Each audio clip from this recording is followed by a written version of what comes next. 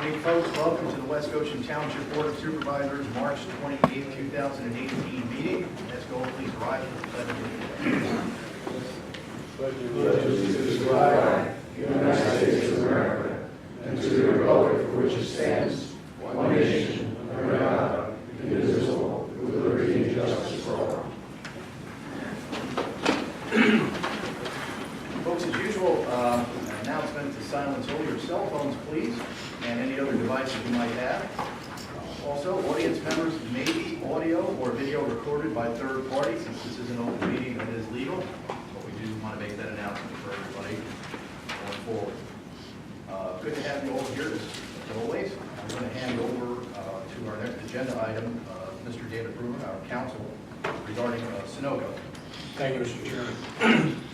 Chairman. If you recall, at the last meeting we had, I reported that the PUC had dissolved the injunction with regard to the Janiac 2 site, and the reason they did that is because Sunoco voluntarily agreed not to construct a valve at that site. We, however, sought a reconsideration of that because we were of the opinion that they ought not to be permitted to do any HDD drilling in West Goshen Township until we resolve the underlying dispute, which is whether they're required to put a valve at what's known as the SPLP use area under the settlement agreement. Both the administrative law judge and the board has now ruled on that. They denied that reconsideration, so the schedule moves forward. Sunoco on March 1 served their rebuttal testimony to the testimony submitted by Gilmore and Associates and Richard Krupowitz on behalf of the township. They have 4 experts and 5 laypersons testifying. Their theory is that they're entitled to not put the valve there because they've replaced it with another valve upstream, which is roughly 8.4 miles from the other valve, and that because of engineering constraints it would be dangerous to put the valve at the SPLP use area. So we're in the process of evaluating that information, and there'll be surrebuttal, what's called surrebuttal testimony submitted by us on April 2nd. The remaining schedule is hearings April 25 and April 26 in Harrisburg, briefing on May 28th and June 18th. The PUC has indicated they want a decision and a final resolution of this matter by September. So that's the current schedule for that. As many people have read, and I've been asked to comment on this, in West Whiteland there was a very unfortunate incident with respect to the Mariner 1 line because of carbonate geology, and when they were drilling, they hit sinkholes which exposed that line. The PUC Administrative Bureau on March 7th enjoined Sunoco from operating the ME1 line, and that was upheld by the full PUC on March 14th. So that's a good thing. But to the extent that they're permitted now to drill in West Goshen, the question came up, do we run the same risk in West Goshen, i.e. do we have carbonate geology? As it turns out, we have had an expert on board through Gilmore Associates to look at the geology with respect to the feasibility of drilling on the SPLP use area. So they were familiar with the profiles, the core borings, and the mapping with respect to West Goshen, and rendered an opinion on March 19th at my request that there is no carbonate geology in West Goshen.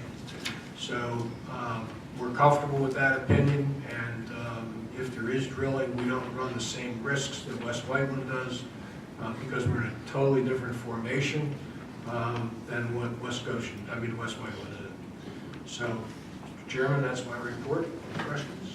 Thank you, Mr. Bruman. Any questions for Mr. Bruman? I want to thank Mr. Bruman specifically for that. We were very concerned about sinkholes, having seen what happened in West Whiteland, how terrible a situation that was. We try to address these risks beforehand as best as we can with what we have. And luckily, through our litigation of all things, we've hired geological experts, and Mr. Bruman was able to get in touch with them very quickly, and we were able to get a report back about our geological formations in West Goshen Township, which are not, thank God, susceptible to these sinkholes. So our fingers crossed going forward. Thank you very much, Mr. you. Next item on the agenda is discussion and possible approval of Resolution 6-2018 regarding Board of Supervisors policy on public comment. Okay, what we have in front of us is a resolution for the board. Many of our participants in board meetings, residents, have come to us asking us to put some sort of parameters on time limits for speech. This is something that we've really had to mull about for quite some time because none of us want to be perceived as limiting anyone's right to come in and to participate in these meetings. But at the same time, it's very difficult to explain to folks who sat here for hours that wanted to have their say and had to get up and leave for different reasons because there's been no speech parameters put in place, no limitations. So what we have is a resolution. I'm not sure if we should read the entire resolution. We could go from there and we could have a discussion on it, and then we're going to vote on it. Case, would you like to read? I can. It's a 2-pager, so bear with us. Just bear with me.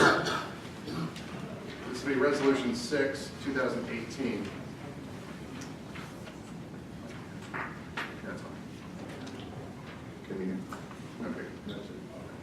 I'll lean it. Resolution 6 of 2018, a resolution, and if anybody has any questions, should they just raise their hand and stop me, because I don't want to go. Sure. Okay, And if let's you do need to that. trade off, I'll jump in Absolutely. page 2. Good deal. Perfect. Save your long. Resolution 6 of 2018, a resolution of West Goshen Township, Chester County, Pennsylvania,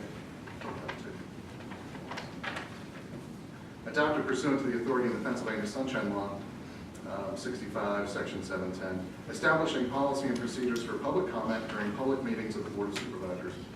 Whereas pursuant to the Pennsylvania Sunshine Law, the Board of Supervisors has the authority to adopt rules and regulations necessary for the conduct of its public meetings and maintenance of order at its public meetings. And whereas pursuant to the Pennsylvania Sunshine Law, the Board of Supervisors shall provide reasonable opportunity at each regular meeting of the Board for residents and taxpayers of the township to comment on matters of concern, official action, or deliberation which are or may be before the Board prior to the Board taking official action on any such matter. Now therefore be it enacted and resolved by the Board of Supervisors of West Goshen that the Board adopts the following rules and procedures for allowing residents and taxpayers an opportunity to make public comment at public meetings of the Board. Number 1, comments by members of the public on items on the agenda. Part A, residents and taxpayers of the township and visitors may make comments to the Board after a motion has been made and seconded on an item where official action will be taken, but before a vote on that motion by the Board. Part B, comments by any one individual shall be limited to 3 minutes unless, at the discretion of the chairperson, the speaker is granted more time. By way of example, chairperson, the speaker shall be allotted 2 more minutes to conclude their comments. Part C, the Board of Supervisors reserves the right not to engage in dialogue with a commenter, including the right not to engage in a question and answer session on matters on which a motion has been made. Comments are encouraged to be declaratory in nature and not interrogatory. Paragraph 2, comments by members of the public on items which are not on the agenda. Part A, residents and taxpayers of the township and visitors may make comments on items that are not on the agenda at the conclusion of the Board's meeting during the public comment portion of the agenda. The agenda will be available on the township's website at least 48 hours prior to each regular and special meeting of the Board of Supervisors. Part B, in order to allow members of the Board as well as township staff adequate time to respond to comments by the public on items that are not on the agenda, individuals who wish to comment must submit a brief summary of the topic on which they will speak in writing to the township manager at least 24 hours in advance of the date of the meeting. Part C, individuals who wish to provide public comment shall be required to sign in before the meeting, and their comments will be heard in the order that their names appear on the sign-in sheet. Part D, comments by any one individual shall be limited to 3 minutes unless, again at the discretion of the chairperson, the speaker is granted more time. Part E, the Board of Supervisors reserves the right not to engage in a dialogue with a commenter, including the right not to engage in a question and answer session on matters not on the agenda. Comments are encouraged to be declaratory in nature and not interrogatory. Paragraph 3, no individual shall make offensive, insulting, threatening, insolent, slanderous, or obscene remarks or act in a boisterous manner or make threats against any person or against public order and security. Paragraph 4, if an individual shall refuse to yield the floor when their allotted time has expired, or refuse to adhere to the protocols and decorum, and order by yelling or commenting when they have not been recognized by the board chairperson to speak, he or she shall be asked to leave the meeting by the board chairman, and if necessary, to be removed by the sergeant at arms, who shall be a township police officer present at each meeting. Resolved this 28th day of March 2018. Thank you, Casey. Thank you. So now I'll open up the floor to any comment on this proposed resolution. Second floor. Yes, sir. Thank you. Ted Murphy, Township President, former supervisor, and worked with the sewer authority. I've been doing public meetings for a long time with the township, about 7 years. Public comment is really important. This version right here is a lot better than one that I heard previously. So thank you for listening to the comments and making those revisions. It's a critical thing where residents and taxpayers can get up and talk about the issues as they're being discussed before they're voted on, rather than at the beginning of the meeting only. Sometimes opinions change or positions change during the course of the discussion. So limiting discussion at the beginning of the meeting or at the end on issues that are on the agenda, it's very difficult to have a meaningful discussion. So it's about 7 years ago we made a change where we allowed more public comment, and we actually moved the meeting from 4 o'clock in the afternoon to 7 o'clock in the evening, so more members of the public could be here. Many people work on the day. So in that effort to encourage people to come, I thank you for allowing public comment during the course of the meeting. Items not on the agenda, I think it's appropriate to have a period either at the beginning or at the end. This seems to work. So I don't have any objections to what's going on here, but it's very important to allow people to come forward and make comment and participate meaningfully in this process. And it's a shame that the board has to come to this point where you've got to limit speech because of a few individuals who like to spend a lot of time talking. So thank you for revising. I encourage the board to adopt this, but keeping in mind that at times there are issues that may require much more time than just 3 minutes. Thank you very much. Thank you, Mr. Murphy. To your point, the one, well, let me ask if anybody else has any comments before I open my mouth. Go ahead, Dr. White, please. Doug White, West Goshen Township. It's a good ordinance, thank you.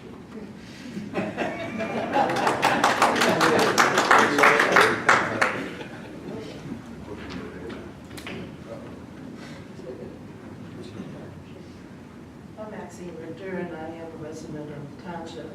And from hearing this is a lot different from the previous, resolution that was proposed. And at that time, it was IAS. There was a lot of resistance to it. And of course, I am all in favor of this. I have long since, I've chaired a lot of meetings and have a lot of experience, and I do know that when you make a major change like this, it will take a strong chair to enforce it, because the people will resist doing this and adhering to the rules and regulations. It's nice that the Board of Supervisors here, they have them try to be kind to the residents and maybe to an overextent. But this is, I believe, is not the forum to teach reading comprehension, basic 3rd grade level. Neither is it to teach basic bureaucracy and civics. And this many other basic courses, budgeting. Whether you do top down or bottoms up, has taken hours of time. And I think needlessly, because I don't think that's your job, is to teach the public basic skills. Now, please correct me, solicitor, if I'm wrong.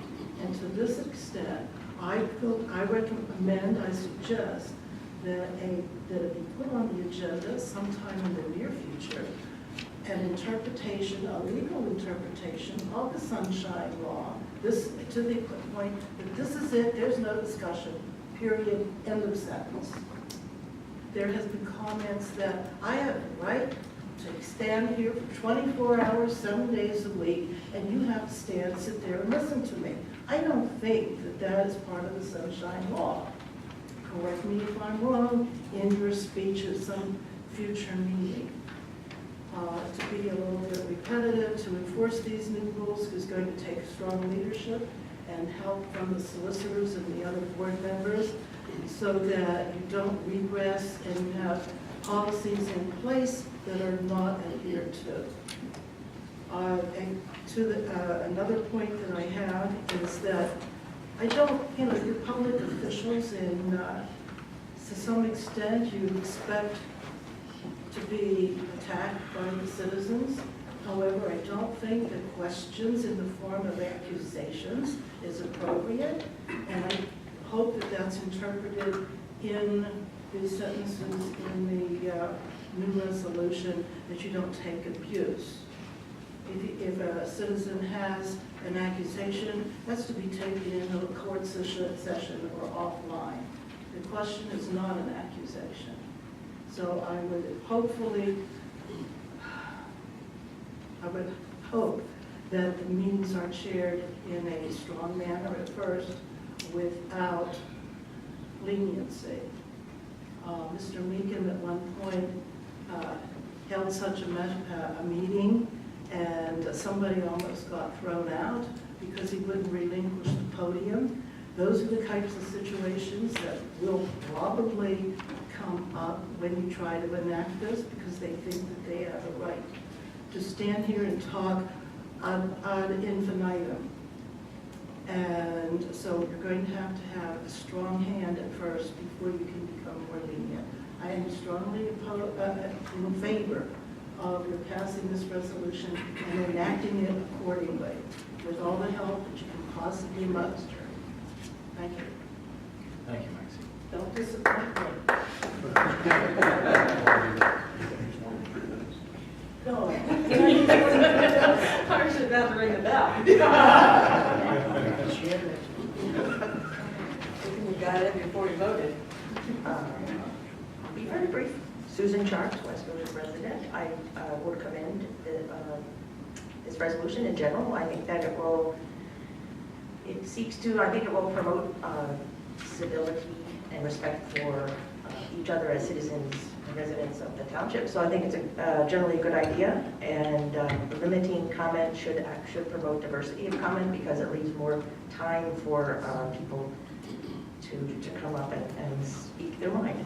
I did have a concern about the portion of the resolution that requires 24-hour notice and summary and signing, and the other part of about signing in. I mean, obviously, people giving comment have to say their name, so there's no question about identity. It just seems that those two requirements could intimidate people who are perhaps not so comfortable announcing that they're going to be making public comment, and also indicating that they need to be summarizing their comments in advance. I think that sometimes people want to make comments that are not expected to receive a response, and they should be entitled to make those comments extemporaneously. Thank you. Thank you, Susan. To your point, it's something that some of us have discussed, and we're open to amending that because at one point we were discussing whether that should be encouraged to submit 24 hours beforehand so we could be prepared. But, sometimes these meetings lead to other different questions, and things that pop up on the agenda might relate to something different that's suitable for public comment time, and the person didn't submit something 24 hours before, that means they can't speak. So that's something that we're going to address shortly here and there. One of the reasons why we're having this conversation. Yes, sir. Please come on.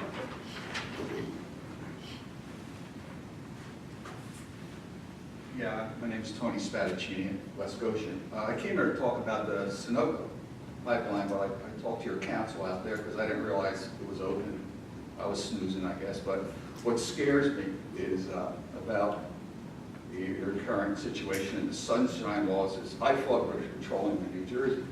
Now, Sunoco has their own games here where they get the Public Utility Commission to agree to find out emergency evacuation distance, and as the public, I don't get that. But New Jersey, what they did was they used the sunshine laws.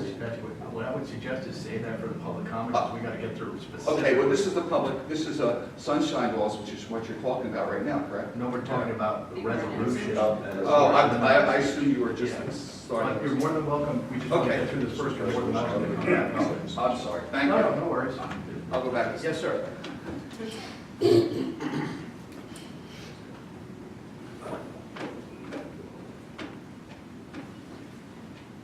I'm Mike Short from West Goshen. It's only my second meeting. I attend a lot of school board meetings, and I can tend to be fairly opinionated, but the one thing I don't think I have the right to do is to interrogate you while I'm up here. So I'd suggest if you could allow people to comment, maybe simple questions. But I know the last meeting I went, I felt like I was at like a grand jury trial, where I don't think as a resident we have the right to interrogate you. You're obligated to anticipate the questions, have robust discussions among yourselves, and communicate your reasons for voting for something at the meeting. So where you're giving people the right to ask questions and interrogate you, I don't think that's necessary. But I think the policy is a good one because I had never been at a meeting where one person completely talked so much. So thank you. Thank you. Any other, yes, sir.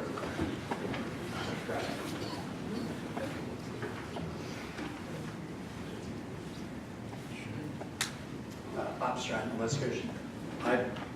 As Casey was going through it, I was not sure that I was hearing all of it. On the agenda items, was I hearing a resident or a taxpayer, but it did not include a visitor? Oh, anybody have, it's, Because and when that you first should be read more it, it fleshed did out. not Any include visitors. any public intent. But Yeah, the it's second time you did, it Residents and said, taxpayers of the township and visitors. It says it right in there. Correct. Okay. Yeah, it says visitors. okay. And then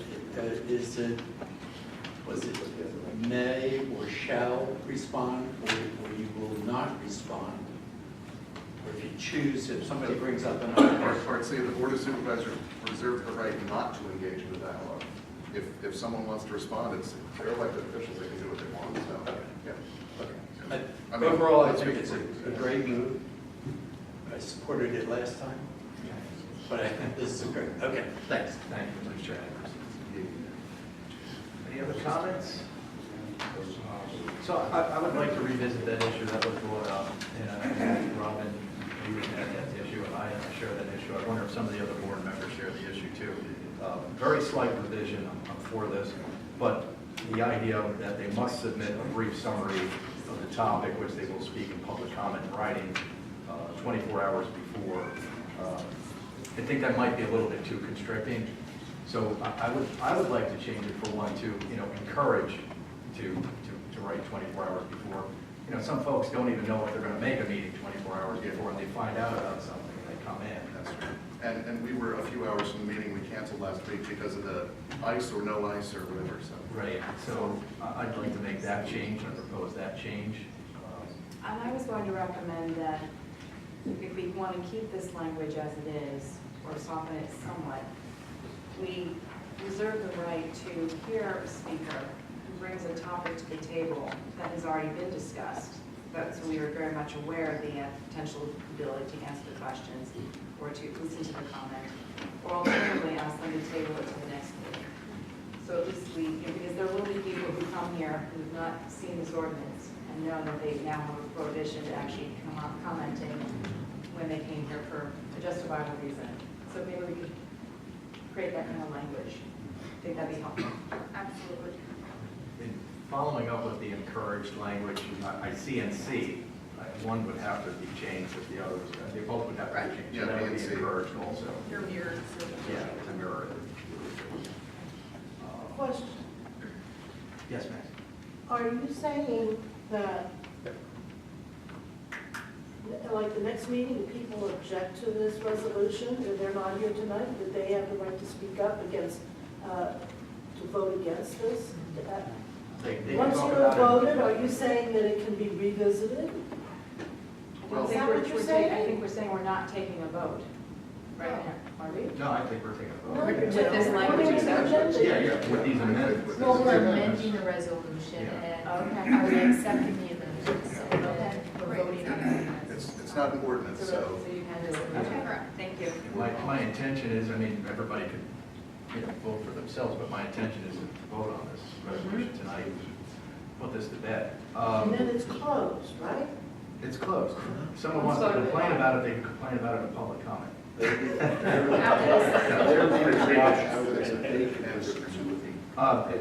One more issue.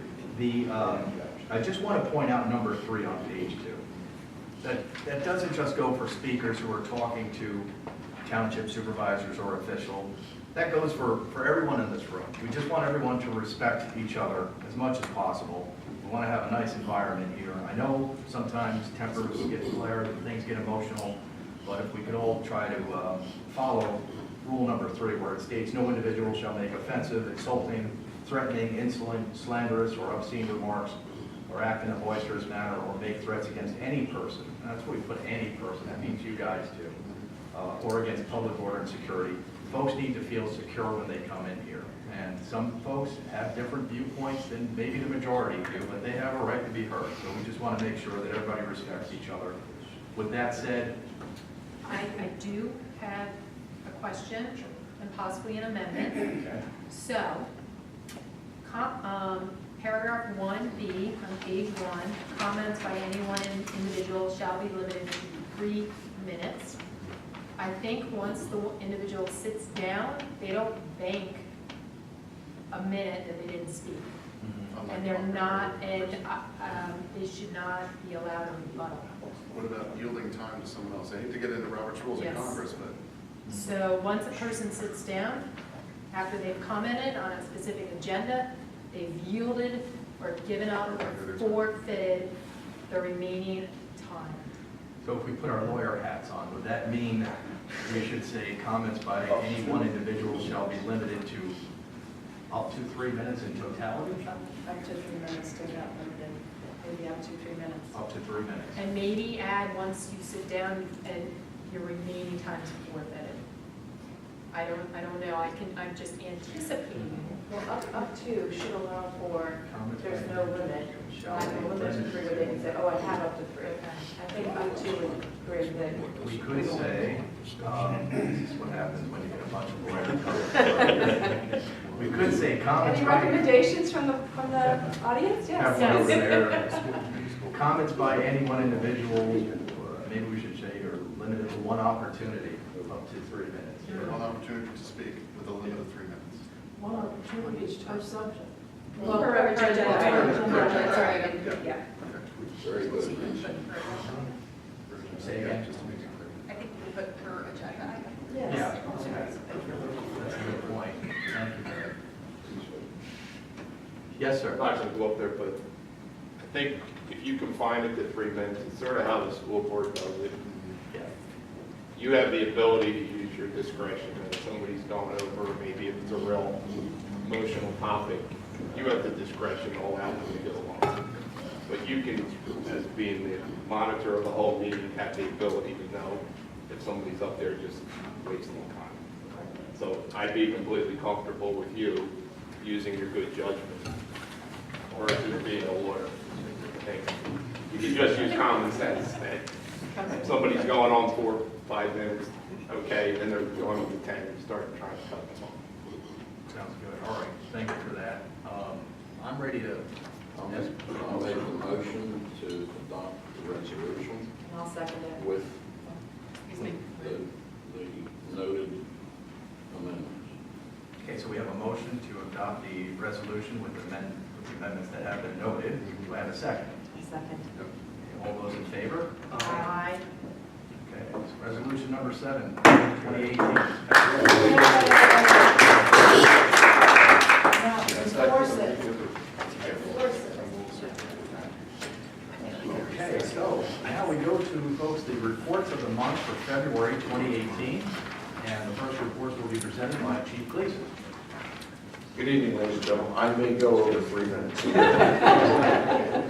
Question, that does not include the reports and presentations by builders, et cetera, does it? I think No. we'll give the chief some legal answers. Good evening, ladies and gentlemen. For the month of February, the West Goshen Police Department responded to 1,862 calls for service. We responded to 48 alarms, 5 of which were valid. We investigated 19 reportable motor vehicle accidents, and we logged 20,972 miles on our patrol vehicles. Among other locations, selective enforcement was active on Falcon Lane, Ashbridge Road, Spruce Avenue, Airport Road, and Ellis Lane. And our career development continues. We had our monthly emergency response team training, and officers, we had a heavy month of training, so I'll just read the topics that the officers attended as opposed to the individual officers. But LTAPs, we attended a class on stop signs and intersection control devices, accident reconstruction course of a week long for the traffic safety unit, negotiators conference for our SWAT team negotiators, police supervisory in-service training, which is a 1-week class to teach an up-and-coming officer supervisory skills. Our emergency vehicle operations, below 100, which is a safety course for officers in hopes of lowering the fatality rates for police officers to below 100 during the course of a year. Intersections with PennDOT, street survival, standardized field sobriety testing refreshers, and the inter-county detectives. If I have your indulgence, I have a couple announcements, and I had a statement I'd like to make as well. I'd like to give a shout out to our road crew. This past month has been rather brutal, and they've done a phenomenal job. And during the course of one of our storms, I asked my guys what the roads were like out there, and his quote was, "You could eat off the township roads." So congratulations, you guys did an awesome job. Thank you.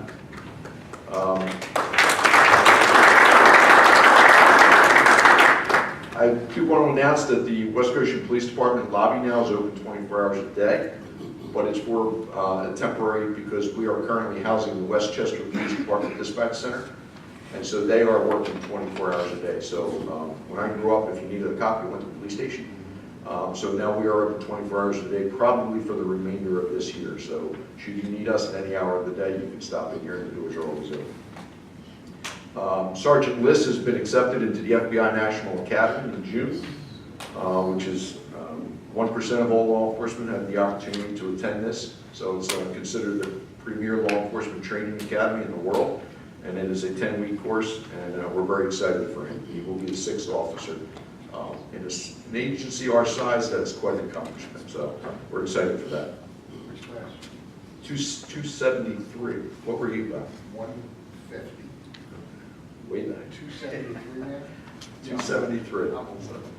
I'd like to announce the Skaterama is April 15th. It's a Sunday. It's for the entire Westchester School District, middle school and grade school kids.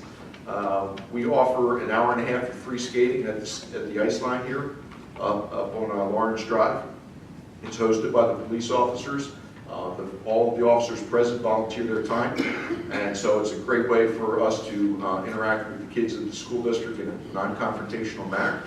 And we give them a snack and a treat and a small gift of appreciation when they leave. So the application, I shouldn't say that. The sign-up sheets are in the back, so parents are welcome, grandparents are welcome.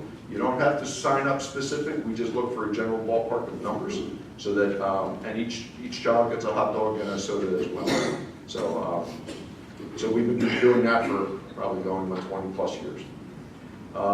West Goshen Police Department, in conjunction with Good Fellowship Ambulance and the Chester County Drug and Alcohol, will be hosting an evening on May 23rd in this room for 2 hours regarding the naloxone and the community training with the current epidemic of the heroin overdoses. This is an excellent training session, and the first 25 will actually get an Narcan dispenser. So should you have the need for it, it's an excellent, and the district attorney's office will be present too to answer questions. And they're also included in part of the process, the presentation. And now I'd like to make a statement with regard to our schools and our situation, if I may, with indulgence. I would like to, and I have it written here, so if I don't look up these because I am reading verbatim, so. I would like to provide you, the citizens of West Goshen, with some information about your police department and what we do and why we do it. With the recent school shootings, specifically the latest school shooting in St. Mary's County, Maryland last week, and 6 weeks ago in Parkland, Florida, I think you need to understand what you can expect from your police department. First, I wish to express my deepest sympathy to all that have been affected by any school shooting or mass incident that involves the loss of life and the loss of our sense of security as we've known it. The West Goshen Police Department has been actively involved in our schools for over 25 years. We began with our officer-friendly program back in the late 80s and early 90s. The primary activities at that time were to intermingle with the smallest children in the district. We began in the daycares, private facilities, and the early grade school years. Although we continue to be involved in these facilities, as our society changes, so must our focus. In 1999, Columbine occurred and changed the course of history when it comes to schools and safety. The mindset and training of law enforcement changed from setting up a perimeter and waiting for SWAT to immediate access and neutralizing the threat. We are extremely active in our school district. We currently have 2 officers that are assigned full-time to our schools and handle any and all incidents within our schools. Every administrator in our schools has the cell phone numbers of those officers, and they are in constant communication with them. Every officer has the maps of each school readily available, and along with the command staff, have the phone numbers of all the principals of our schools, the facilities personnel, and the school superintendent. Our officers are involved with all drills associated with the schools. These drills encompass internal threats, external threats, and bomb threats. The officers review and recommend improvements as needed. They also make presentations of ALICE training and other safety training and lockdown drills. ALICE stands for Alert, Lockdown, Inform, Counter, and Evacuate. To give you an example, just a month ago, the superintendent had an incident arise over a holiday weekend, specifically on a Sunday afternoon, early evening. He picked up the phone and he called Officer Mike Meredith directly. Officer Meredith was in Virginia at a volleyball tournament with his daughters. Officer Meredith answered the phone, and between him and the superintendent, they devised a course of action to deal with the situation, and as a result of this immediate and constant line of communication, the situation was immediately addressed. We continue to require that all patrol officers go into our schools every day. Each patrol officer is required to stop in a school at random, with no set schedule to walk, and they are to walk the halls and meet and greet the students and the staff. This provides the students and staff with a sense of security and also serves to educate our officers as to the layout of the schools and allows for face-to-face, non-confrontational interaction with the school students. We are currently training all patrol officers in this police department in the field of crisis intervention and mental health. This training provides officers with tools to listen to people, to pick up on the key elements of the conversations, and provide training in de-escalation techniques. Everyone has an idea as to how to improve the safety and security of our most precious commodity, our children. I, for one, believe that this issue is not one issue. It cannot be corrected with one solution. I believe it has to be a comprehensive approach inclusive of common sense legislation, restoration of family values, providing children with value-based education towards each other with the understanding that everyone matters, and promoting a buddy instead of bully attitude. Continue to implement see something, say something. Better parental oversight regarding electronic games that reward a child for killing and raping. And finally, increased funding and confidential access to mental health assistance. The funding for this school safety and mental health can be offset by implementing a fee on every firearm, rifle, shotgun, and ammunition sold. Since this is a fee, and not a tax, there should be no exceptions to this fee. Police, military, private citizens, and international sales to foreign countries could generate a lot of money, and this money should be designated strictly for school safety and mental health. We at the West Goshen Police Department are as involved in our schools as is possible given our manpower. I promise that should the unthinkable occur, and I pray every day that it never happens, but should it occur, we will respond as our training has taught us, and we will do everything in our power to neutralize and eliminate any threat to our children as quickly as is humanly possible. Thank you.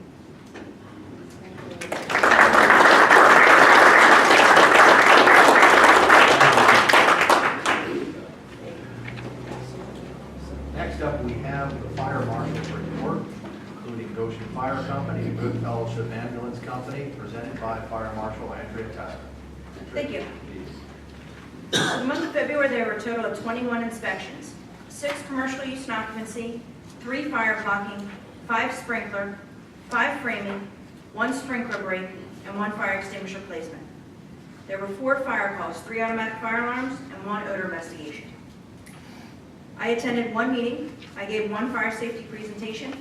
I locked up 1 Knox box. I had 1 fire call follow-up, and I handled 1 complaint. The Good Fellowship Ambulance Company had 139 calls for the month, and Westchester Fire Department had 25 calls. And I also have the building report for the month. There were 92 total permits for the month, 16 building, 23 electrical, 6 fire protection, 12 HVAC, 7 plumbing, 3 roofing, 4 zoning, and 10 use and occupancy. The total cost of construction was $2,145,252.81. And our total permit fees were $21,824.06. Thank you. Thank you very much for both those reports, Andrea. Okay, next on the agenda, folks, is the Board of Supervisors announcements. So I will start with Mary Lasota to our left and work our way towards the right. Any announcements? Yes, I have several, so please bear with me. You have 3 minutes. I don't know if that applies to us.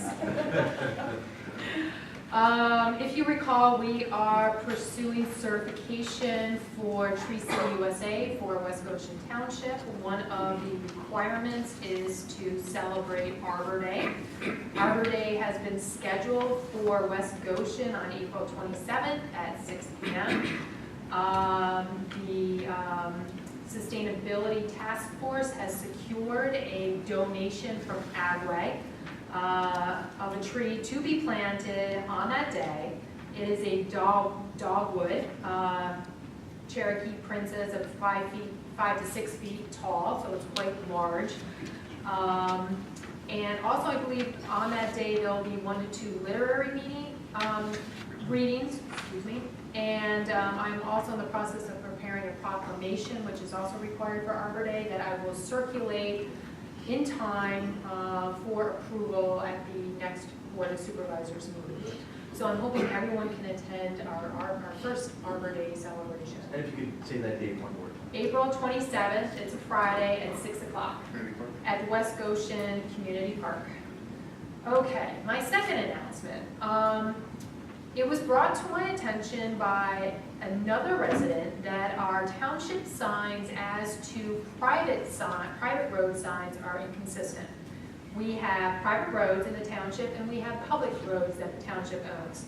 The private roads in the township are not serviced or maintained by the township. However, some signs, private road signs, are inconsistent. It's not clearly indicated that they're private roads, which, in my opinion, causes confusion to not only residents, but to those individuals that are looking to buy a home on that private road, not understanding the consequences of purchasing a house on that road. So when you're on a private road, the township doesn't maintain the road, doesn't pave the road, does not provide clearing of snow. So over the course of the next 6 to 8 months, the private roads that are private roads are going to be clearly indicated private roads. There will be a white sign above it indicating it's a private road. And the ones, the signs that are listed that have the name of the road on it, where there's the emblem of the township, is going to be removed, and a sign without the emblem is going to be replaced with that. So that's being done. I think it provides greater transparency to the residents, potential individuals that are looking to buy on a private road, what the ramifications and what that means. So that's in the works, and I had circulated information to everyone before that. My third announcement is I'm asking the board to consider an Adopt a Road program scheme for the township. I have sent an outline to Casey Lowon, our township manager, and Derek Davis, our assistant township manager, a 2-page outline of what is required, along with a rough draft of like a memorandum or brochure that I'll be happy to pass along to the Board of Supervisors on what Adopt a Road program would mean. It would be similar to Adopt a Highway that PennDOT has, where stakeholders, businesses, churches, places of worship, family members, homeowners associations can adopt a 1-mile township road to keep it clean from litter 3 to 4 times a year. It was conveyed to me that Public Works is spending about 1,444 hours a year, and they're not even making a dent into the litter that is alongside our roads. I understand that there's probably a possible liability issue that we will need our solicitor to look into and make sure the township is fully covered. But I wanted to bring that to the board's attention, that we're working on that. And then I think that's it. Chris, were you going to talk about the comprehensive task force? Sure. Okay. I believe that is it for me, so pass that on. Sure. Robin, any announcements? Yes, Captain Gleason beat me to it, but I wanted to share with you, Mr. Bartolome, as our superintendent of streets, that yesterday I attended the comprehensive plan meeting where traffic and transportation was high on the priority list of things that West Goshen Township residents would like to see addressed. And I had the pleasure of sitting with a long-term resident who, quote, said, West Goshen Township, the best snow plowing and street maintenance on the planet. And I just wanted to tell you, throughout these 4 storms, as I was snuggled safely in my house with the fire roaring, all I could think about was your team. Basically back and forth. And what you probably don't know, but I'll share with you, is that we get updates from the township management about the status of what the streets department is doing all throughout the snowstorms. So we can be aware that they're icing at this point in time. And the time when they are typically de-icing is, salting, is way before any one of us ever thinks about waking up. So I want you to share with your group. I wish we had an opportunity to do so more broadly.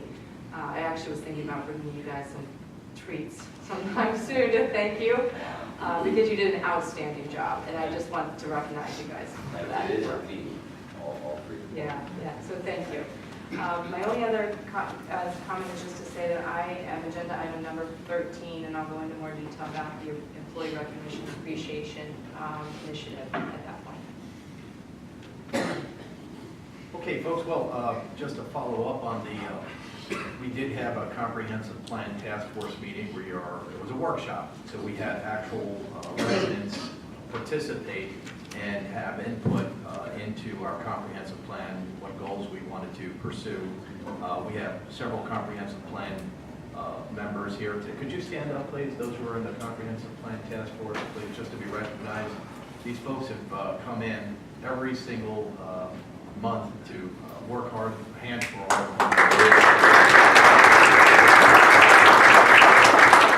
We had a really good turnout. Several dozen folks showed up, some residents. They were very engaged, very thoughtful. To Robin's point, they pointed out the Public Works, how fantastic they were, the police, and I wanted to follow up, Chief, on what you just said, because I know we have the finest police force in the county, if not the region. It gives me great comfort to know that you're there in the school. My children go to East High School, and they often talk about that, so that's something that's very important to all of us. And we've got that feedback, really good feedback, and some suggestions, some good suggestions that we're going to go forward. I thank everyone who's on that task force, because I know people have better things to do in the evenings, but they're given their time, and it's all about, you know, this plan, this roadmap going into the future for our township. It's so important. Speaking to the Public Works, Mary and I had the opportunity to do a ride-along on one of our latest storms. And I rode with you, and he was very gracious to take me along. I tried not to get in his way. And it did give us a great appreciation of what our Public Works folks have to do anytime there's a storm. There's a lot of work to it. And there's a lot of effort. There's bunk beds back there when it's really bad. They actually have to stay overnight. We've got a great cook back here that helps them out. Thank you very much for that. So they really do a great job. So I can't say enough about that. The only other announcement I have real quick is that we did have to reschedule our annual Easter celebration. I believe that's this Saturday. This Saturday. Right, 10 a.m. Please come down. Hopefully the weather will hold up. So please participate if you have some time on that. Thank you. That's it for me. Mr. Meekum, sir. My only comment is with the roads, what a great job they did. Absolutely. Nothing different, same thing every year. Thanks. The comment about the best clearing group on the planet is absolutely true. My other comment is I'd like to suggest that people come out to the Historical Commission meetings, which are on the fourth Thursday of the month. And they're downstairs and usually in the front community room. Thank you.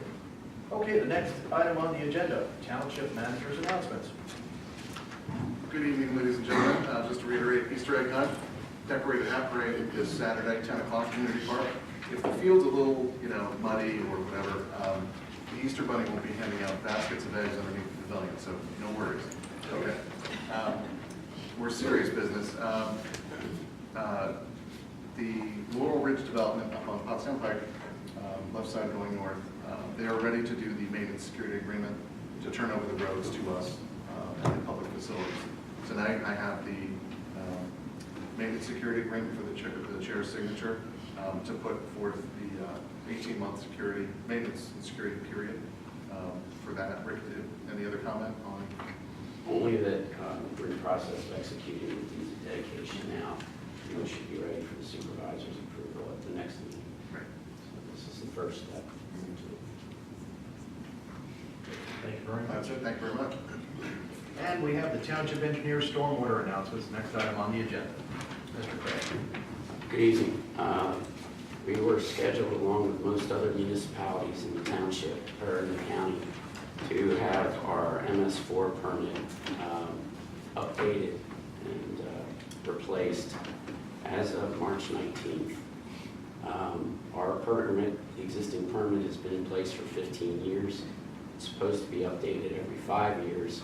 It's been administratively extended for 10 years. So we were kind of looking forward to getting a new permit, but that has not happened yet. DEP received last September approximately 200 total maximum daily load and pollutant reduction plans from various municipalities. They are only 30% through reviewing those plans. None of the plans has been approved in its original form yet. So they are not going to issue new permits until those plans are approved, and there is no particular timeline on getting them approved. They indicated at a meeting a week ago that they thought it would take another 2 months, but since it's already taken 6 months for 30%, I think that's a little optimistic. So we have not received comments on our TMDL or PRP plans yet. Some municipalities have. When we do receive those comments, we'll have 60 days to respond, and then they'll re-review them, and then hopefully issue the permit.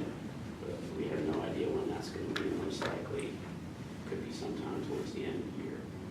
So until that time, all the existing permits will, again, for the 10th, 11th time, be administratively extended. Thank you very much, Mr. Gregg. Next item on the agenda is the zoning officer's announcements. Mr. Webb. Thank you, Mr. Chairman. As we spoke back in February, the zoning hearing board did hold a hearing earlier this month for 826 Church Avenue. The zoning hearing board did grant that applicant the relief that they requested. There were some residents that showed up, but they didn't really have an objection. They just wanted to see what was being done. John Beswick and I attended EduCode last week, and we both obtained 40 hours of continuing education credit towards our inspector's licenses for our annual renewal, our semi-annual renewals with the state. And my final announcement would be that in individual discussions with board members and the township manager, it seems that there's been a general consensus of the board to allow Western to continue to work with our staff and our solicitor to explore zoning changes that would allow for the proposed development of the Agway property, as well as continuing to vet the proposed traffic improvements for Matlack and 202 and the 202 intersection. If this is the case, I would ask for a motion from the board to continue to allow staff and our solicitor to work with Western in order to amend the zoning for this specific purpose. Would anybody like to make a motion? I'll make the motion that we grant the zoning officer. Say again, John. That we give the zoning officer permission. Okay. Second it? Okay. All those in favor? Aye. Thank you. Very good, Mr. Webb. Thank you very much. That's all. Also understand there's some congratulations in order. You recently received what was your master's? Not yet, not Not yet. yet. I was going to talk about that in April, but I beat you to it. Sorry. First I'll thank the township for their desire to, allow their staff to continue education. Myself and Derek are both working on our masters at Westchester in public administration. I've just been nominated, and I'm going to be put into the Phi Alpha Alpha, which is the National Honor Society for MBA students. So that's going to take place on, I think, May 5th at the State Capitol. Congratulations.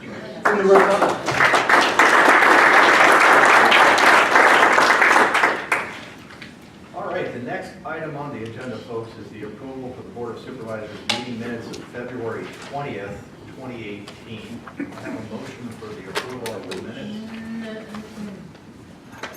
May I comment? Yes, you may. Okay, there are some typos that I would like corrected, if I may. Page 2, paragraph 2, second sentence. The sentences, they have been cleared. ED should be added to clear. Oh. Should be added to, ED should be added to the word clear, correct? They have been cleared. Okay, so that's the first one. Ninth paragraph down, I would like to add, Mr. Chielli and Ms. Stuntovac outlined the selection process that the board undertook to select its new solicitor. May we add that? Yes, absolutely. Page 3, fifth paragraph down, seconded by Ms. Lasoda, thank you. And page 4, fifth paragraph down, I did review the video several times and could not confirm that that statements by our township manager had been, the ordinance had been duly advertised, so I would ask that that be deleted in its entirety.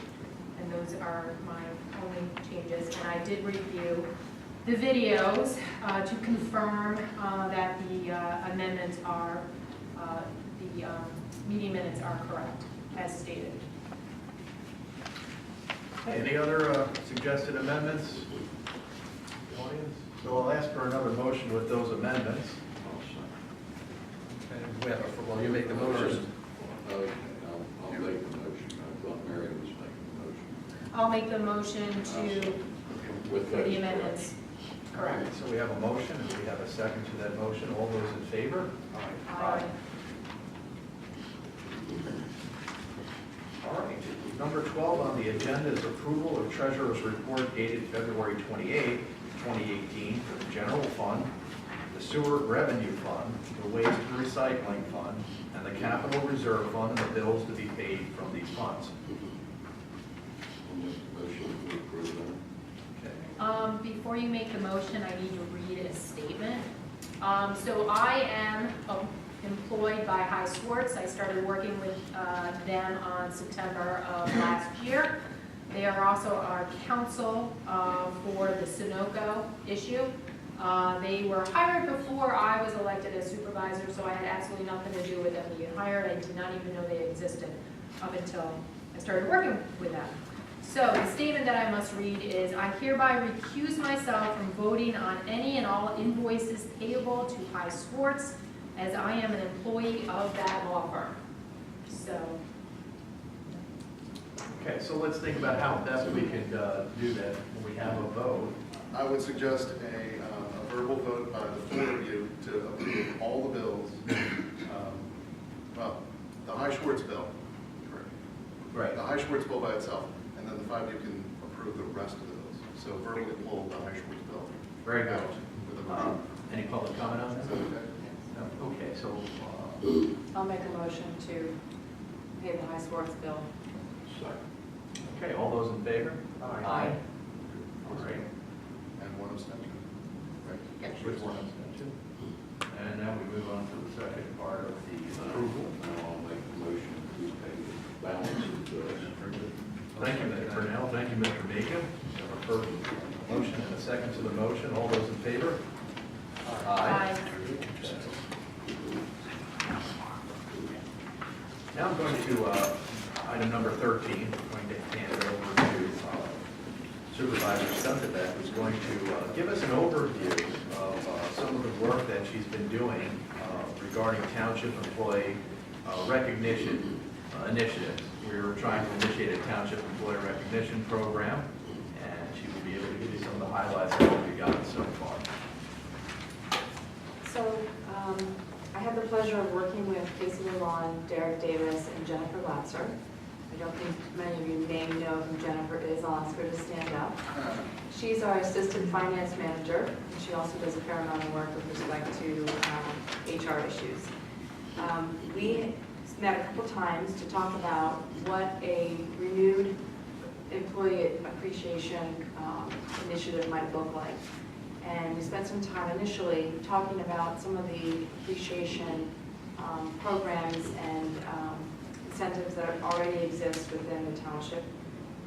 And then we started thinking about brainstorming on other ways that we could recognize people, whether it was based upon their time of service, their longevity working in the township, or perhaps it was in identifying individuals who have garnered significant praise from township residents for their services, people who have been recognized for going beyond what is typically maybe expected on a day-to-day basis, and other ways of finding out, all these wonderful things that our township employees do that really is very much under the radar from the township resident perspective.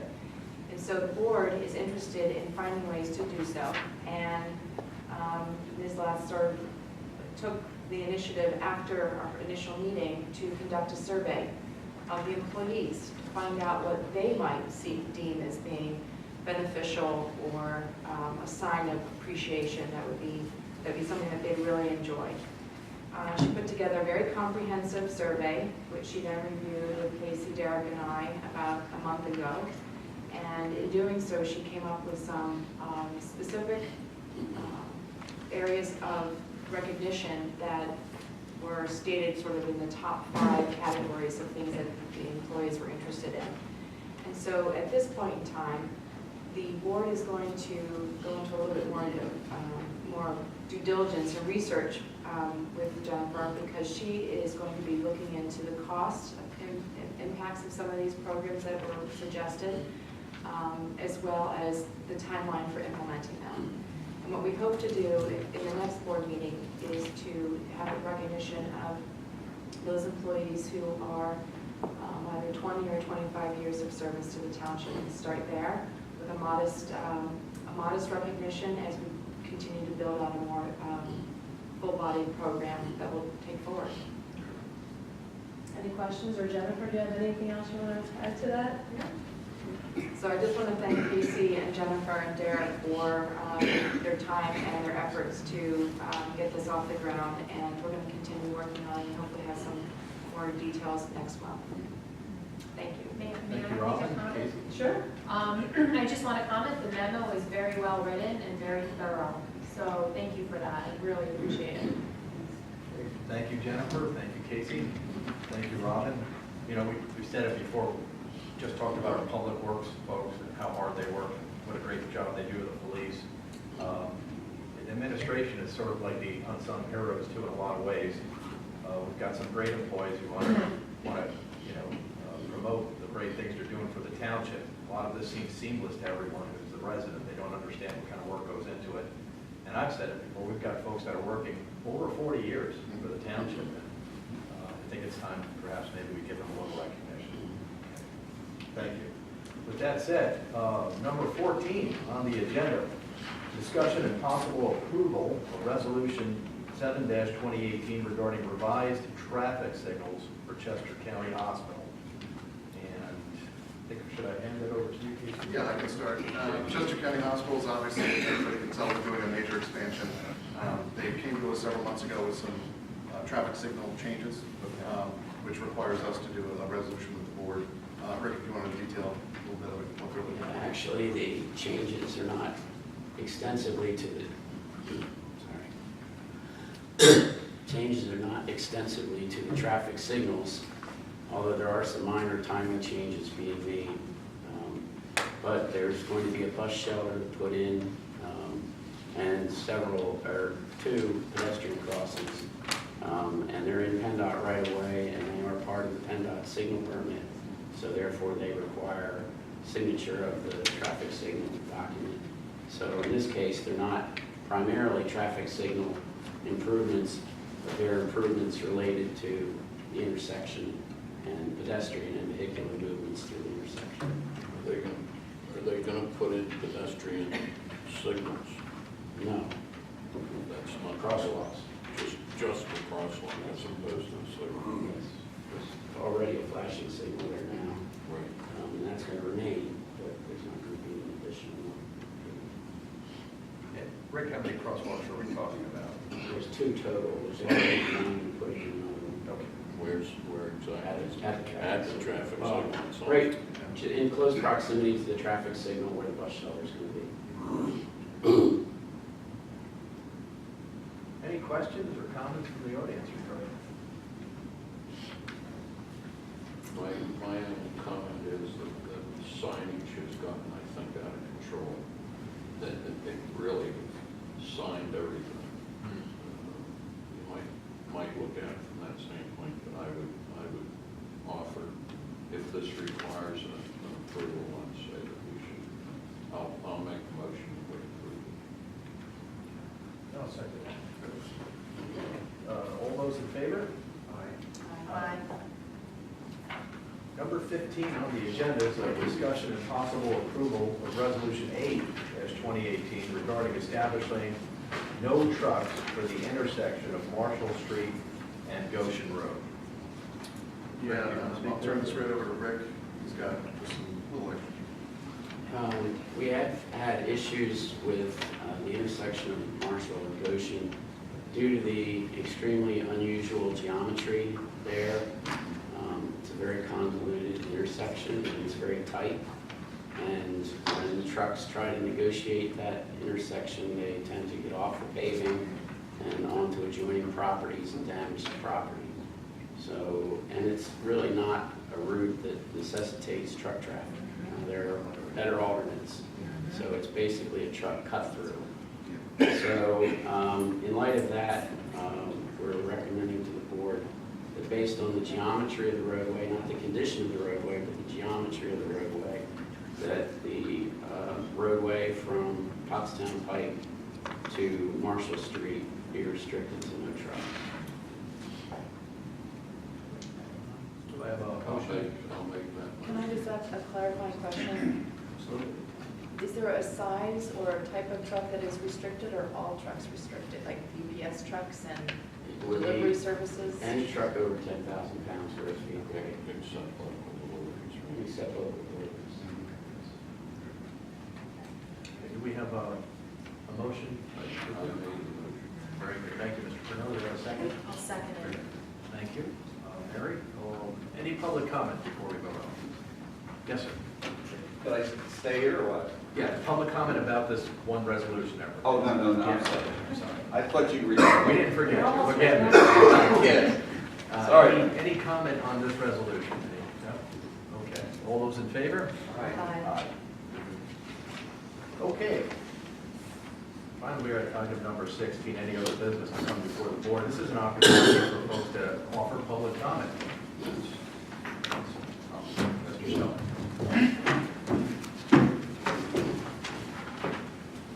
Bob Schiller, West Goshen Township. First, I just want to thank you for the earlier resolution. I've been coming to these meetings for 5 years, 4 months now, and we should tell people it's the best entertainment and education in the county, but in the last few months, I've been very disappointed and disillusioned, and I think this will help it.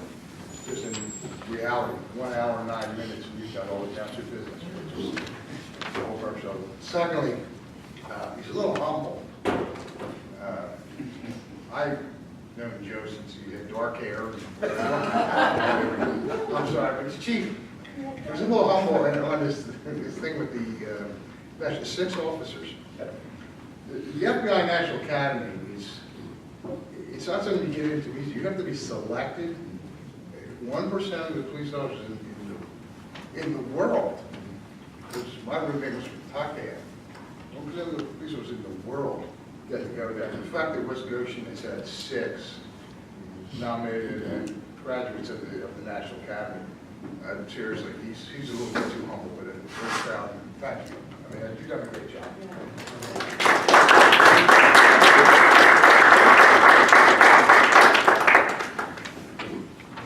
Now, he was, and you'll be next, sir. It's your opportunity. Is it okay now? It sure is. This is my sleeping time. I'm in bed right now. You ain't seen nothing. This is good. I'll make it short. I missed it. My name is Tony Spadaccini, West Goshen. Oh, short. It's S, P as in Paul, A, D as in David, A, C, C, I, N, I. Thank you. I wish I moved here a few years before this pipeline thing started. I just moved in 2016, but I went to East Whiteland Township, and I spoke to your counselor out in the hallway, so he had said he was aware of this, so I'll just make it real brief. But I have this, which is an emergency evacuation distance for natural gas. And this is basically the industry allows us to know that if you're near a 20-inch pipeline that's operating at 1,000 PSI, you have to evacuate 1,400 feet away. Okay. And in East Whiteland, there was a number of people, my heart went out to them, for opening up your window and seeing the pipe right there. I don't know how the PUC can deal with that. But I also dealt with liquefied natural gas. We fought British Petroleum, and nicely they left New Jersey with their tails between their legs in 2007, which was nice. But this stuff is just as dangerous. It's high volatile releases. This is by pipeline performance tracking system. It's the data. And basically 12% of the incidents are HVL, but that contributes to a disproportionate percentage of 53% of the incidents involving public safety impact. So to me, it's 4 times as dangerous. Okay.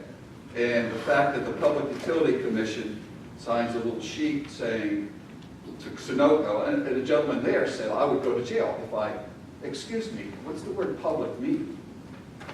And maybe I can't say this with your new resolution, but to me it's the puppet utility commission because, you know, they're bowing to Sunoco.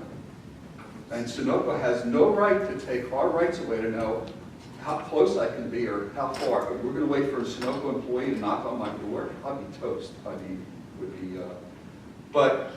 And I'll just follow up on that. The utility companies have a way of playing games with us.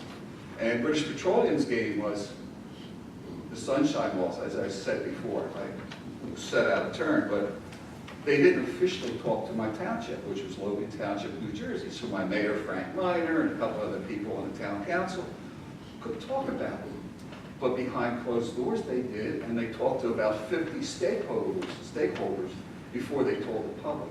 So it's the game. They don't want us to know. They come up with a wheeling dealing thing. So this way it's the Public Utility Commission. They don't have to tell us. But I would say, I told my wife and everybody in the family, there's a problem that you go up the Wawa, it's at least a mile away from the pipeline, and you'd probably be safe. But your council said you're looking into it, and hopefully you get this because we have the right to protect our family. Thank you. Absolutely. Thank you very much. Yes, sir.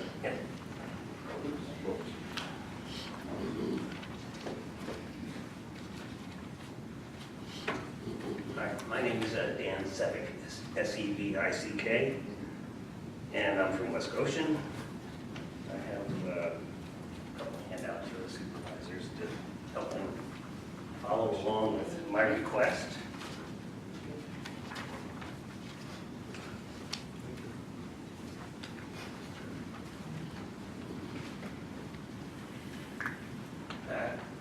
I am going to be requesting that the township take over the payment of 2 fire hydrants that are in the Links development community. So I've got a schematic of our development, which is a group of 12 townhomes, and I put an X where the 2 fire hydrants are located. As you can see, they're located at the opposite ends of our development. I moved into the Links in 2009 and have been on the HOA board as treasurer just about ever since. And we were surprised in the fall when our 2 fire hydrants all of a sudden had covers on them because Aqua PA had not been paid for those since we moved in 2009. I found out that the developer had just been throwing away the bills because we had no idea that they were being that they weren't being paid.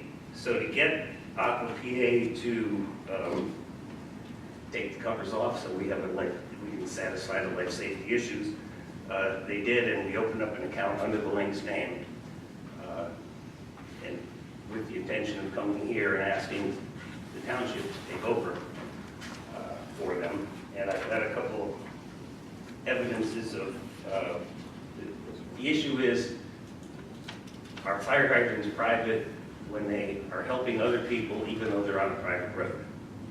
Because the Links Drive is a private road, and we do have that nice little private road label already on top of our things. But when the developer put this in, our development, it just says fire hydrants. It doesn't say private fire hydrants. And further down, I've got a picture of what I took on March 15th at around 12:30 p.m. of an incident on the road next to it, which is the road on the right of this development, which is an access to 322. And they would be, if there was a fire there, they would be using our fire hydrant. If there was a fire across the street on North New Street, they would be using our fire hydrants. And I know as being a developer that we would have had these roads tested to make sure fire trucks can go through and access these. So one other addition you'll see at the very end, back in 2011, we hired the Riedenbach and Associates firm which does land planning. And when they looked through all the documents, the declaration of covenants, easements, they concluded that fire hydrant should be township covered, not private. So I don't know if this is the proper form to bring this, but it seemed to me to be the proper form. Are you done, sir? Yes. Okay. Excuse me. You have a question, Maxine? Yes, at the last meeting, Marge was told by the solicitor, she asked this to be an agenda item, and they said, no, it's inappropriate, and so on. And now it's an agenda item here. Well, it's public comment. It's public comment, you know. I don't have a problem with it. Okay. You're reaching out to see what can be done about this. You can't do anything at this point. I'll hand it over to our staff. I'm not sure if you are aware, but this issue has presented itself in some other locations. Yes. And we're looking into that as we speak. But there's a taxpayer issue too. So Yes, we pay taxes just like people who have their fire hydrants covered pay taxes. Sure. We're not arguing that we should have a public road, because that decision was long ago. Everyone knew it was a private road. It just doesn't make sense for it to be private hydrants. Okay. Well, we understand your position, and hand this over to our township management staff to look at it. And perhaps they could follow up with what we have so far, because we are dealing with this. And I would be the person, Yeah, Margie. I would ask you just leave your name either with Derek Davis or Mr. Casey Walker. Okay. Can do that. Thank you very much. Okay, thanks for your time. Mr. Murphy? Just have, wanted to address the board for a couple of minutes. Would you like to come up? Yes.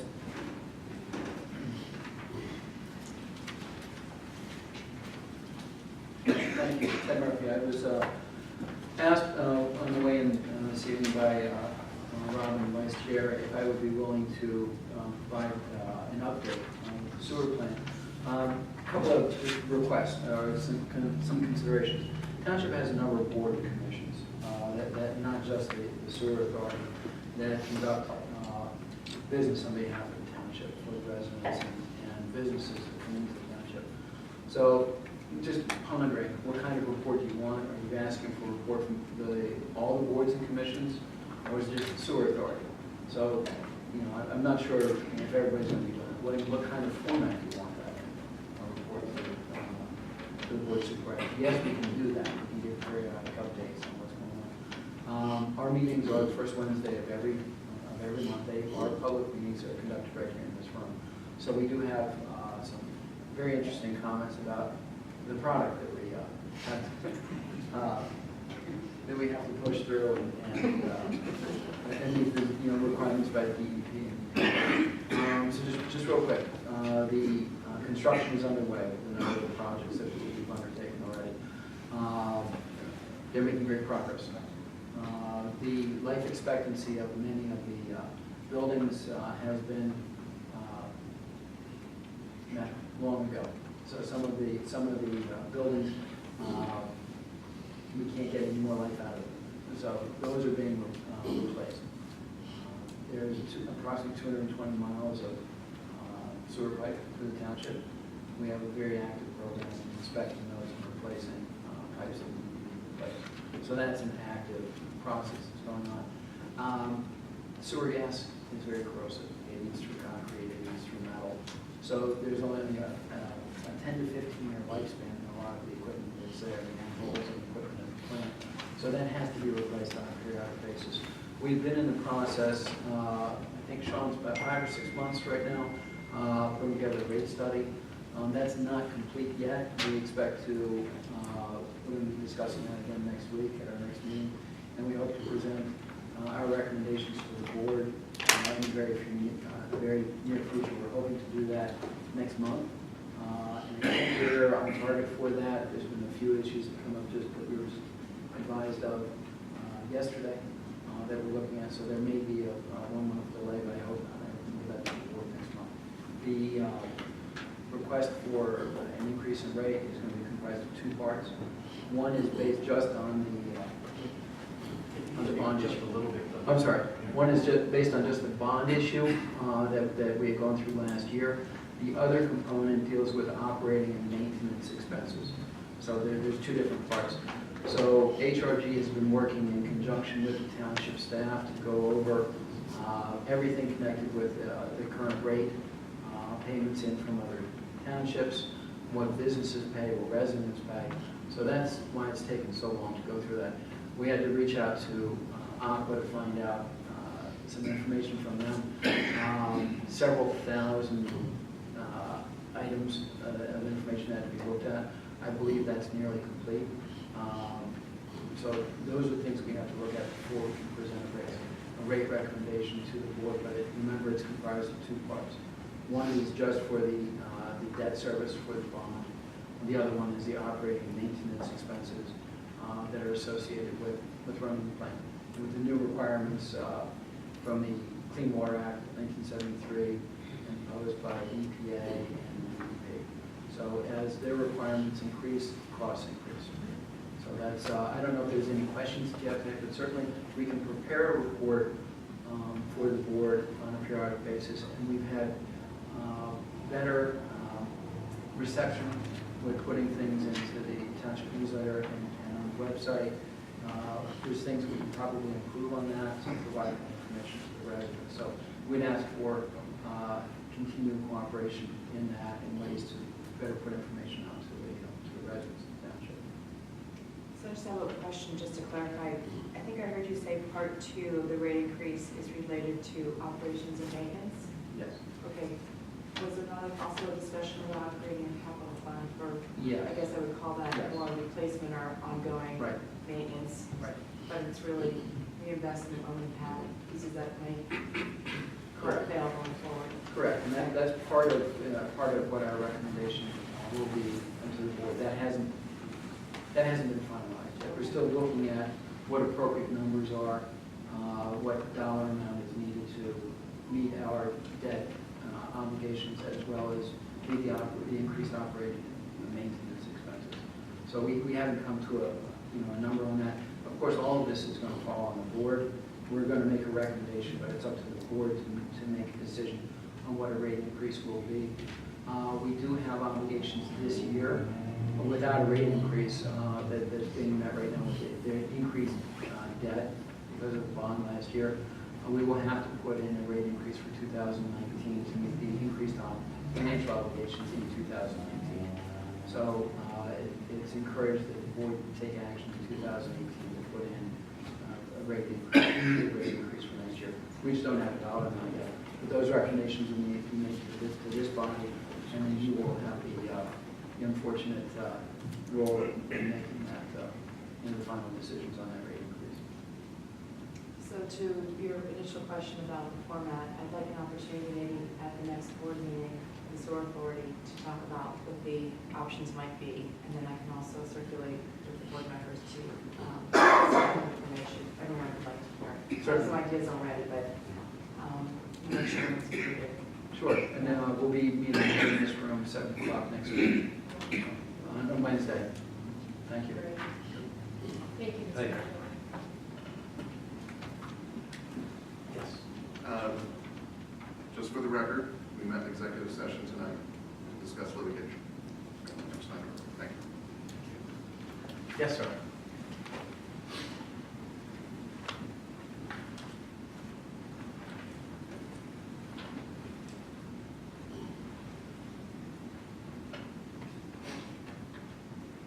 Can I get your name again? So Mike Short from West Goshen. Just a couple things. One is I agree, I drive to Marcus up from here because there are a whole bunch of townships. You guys do an incredible job clearing the roads. You can almost leave West Goshen and then the snow starts. Yeah. Been here 15 years.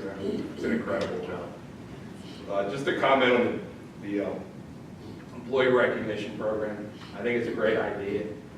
I think the board should look to oversee it from how much does it cost, what's the program, and kind of back off, because I think, although it's not your intention, I think sometimes when board members get involved, it could imply politics.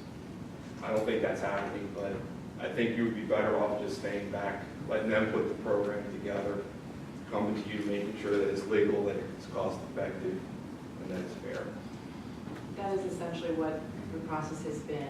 I've been there to listen and make any recommendations that they're willing to accept about the process, and it really is for the employees, and the township leadership is responsible and appropriately doing the work that needs to be done to vet each option as well as the cost associated with it. Ultimately, if that amount of money needs to be put into the budget, we do have the oversight to agree or not to agree. So the next couple of steps are going to be to build those recommendations into, here's what it's going to be, here's how it's going to work, and here's what it's going to cost us, if anything at all. Okay, because I know from the few times I've gone to the township, I can't say I've ever had a negative experience. So there's a lot of good people working. They really do. The one other thing I wanted to bring up was the school district had a student walkout. And I personally think it was more of a political type of activity. So whatever type of resources the district, our township had to use, I think they should foot the bill for that, because I really believe it was, I think the kids were put into an unsafe situation because they were leaving the building. And I don't think the township should have to pay for this type of unpermitted type of parades. So, and then the last thing, I think it's a great idea with mental health to provide training. I think you have to be careful with the fact that not to have officers with a little bit of training trying to deal with things that are not violent, like kids with ADHD, because I think a lot of times when you bring the police into something that's not criminal, it becomes potentially criminal. So I would be concerned about approaching a police officer with something that was not violent or thing. So I would just have them be careful. And I would rather see resources put in place to deal with the mental health issues that aren't of a criminal type of thing. Well, that's what this is about, this approach intervention, we escalate so it doesn't become a criminal penalty. So our officers know how to deal with it for folks. And it's a nationally recognized and certified course. And then the last thing I'll go, and then my 3 minutes is up. A lot of things you hear about the pipeline is people want to hear all the security issues pertaining to the pipeline. And I've worked for a chemical company. I worked for Sunoco at one time. A lot of the resources are internal and you're not going to hear about publicly. You can, in essence, be creating a dangerous situation by telling you all the security measures. So the security measures that they have in place, you guys should need to know about them. The public doesn't need to know about them because it could cause a dangerous situation.